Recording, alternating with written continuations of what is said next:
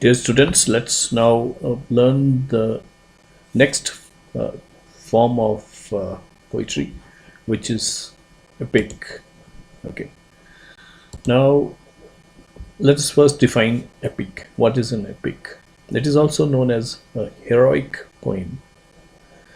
So, an epic or a heroic poem is a long narrative poem. Narrative means which tells a story. So, this poem tells us a story, and the story may be on an important and serious subject, and generally it is narrated in an elevated or what you call as grand style, right?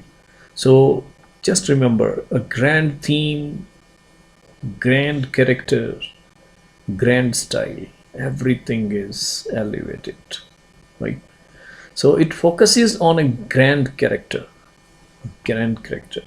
right? Capable of changing the fate of a country or the nation or the whole human race through his actions. So the character may be God itself or some great hero, great warrior, right? So just remember, an epic is a heroic poem, which is a long narrative poem, and it is on a dignified subject. Its tone is dignified, its style is elevated, grand character, grand theme, and grand style, right? So, what are the types of epics? First is the primary or traditional epic, and second is the secondary epic. Now, uh, primary epic. So, this is an example of classical Indian epics, the Valmiki's Ramayana and Mahabharata, right? They are our epics, great epics. And as I told you in the definition that it concerns a grand hero, Lord Rama, an incarnation of God Vishnu, and similarly Lord Krishna, and the story of Mahabharata, which is narrated in this epic, right? So this is the example of classical or the folk or the traditional epic. So you must have got an idea. So the primary or the folk epics, they are also called traditional epics, and they come from historical and legendary materials, which is generally developed in the oral tradition. So they come from the history, like Ramayana, Mahabharata. They had been written, many years back.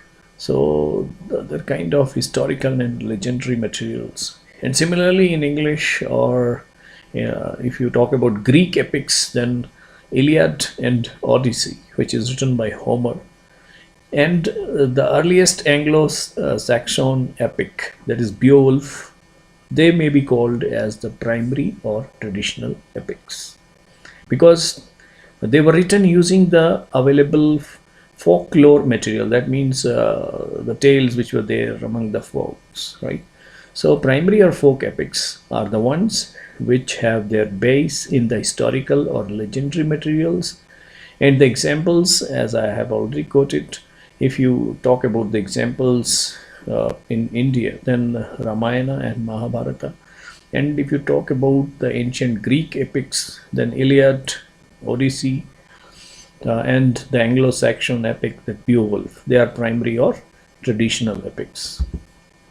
Now, these are the primary epics, the Iliad and Odyssey by Homer. Okay, so now let's go to the secondary epic. So now the secondary, which is also known as literary epic. Literary epic means which is composed by a skilled poet, deliberately, that means knowingly imitating the form of a traditional epic.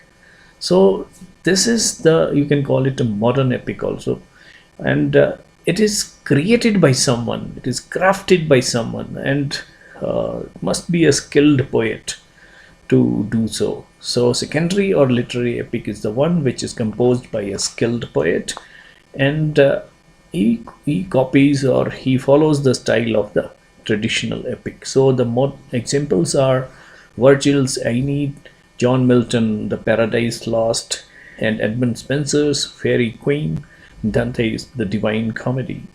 So these are the secondary epics, which in fact is the creation of these great skilled poets, the Virgil, Edmund Spenser, John Milton, and Dante. Okay, so now what are the characteristics of epic?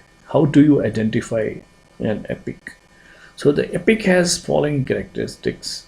First is, as I told you, grand hero, grand style, elevated style, dignified tone.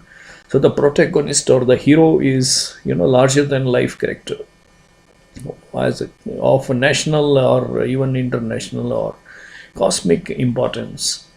For example, Lord Rama himself, an incarnation of Lord Vishnu, and similarly in the Greek epics, the Greek warrior Achilles, and Adam or Christ himself in Paradise Lost. Okay. Then second is the setting of or the scope of this poem is very large. Entire human race, entire globe, entire earth, or the scope is really very wide. Then third is the action involves superhuman deeds, on the battlefield, superhuman beings beyond the human power and capacity. So there the action will be superhuman on the battlefield, or it may be a long and challenging journey undertaken. So these are the first three characteristics. First is the protagonist or the hero will be larger than life figure of a very important significance or importance, such as Greek warrior Achilles in the Iliad, or Adam or Christ in Paradise Lost. Second, the scope is very wide, far and wide. And third is it involves superhuman action or superhuman deeds. Fourth is that the gods or supernatural powers are, they are directly or indirectly involved in the action.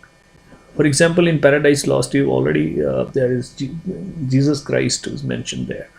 Then it has a ceremonial and grand narrative style, as we spoke earlier also.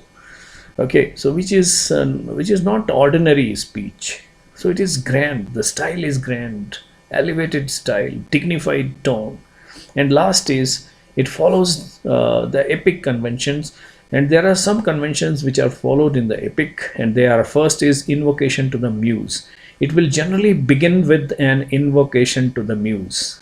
Okay, first thing. Okay, second is the narrative may begin in the middle, बीच में से शुरू होगा. जैसे कोई अच्छा काम करने से पहले you remember your god or goddesses, that is invocation to the muse. तो वो एक फीचर है इसका. Second is beginning the narrative in the middle, बीच में से शुरू होगा generally. And or sometimes it may be a call of the main character's genealogy of weapons, etc. Okay, so these are some characteristic features of epic, and hope you are enjoying your learning. Keep learning and keep getting success in your life. Thank you very much.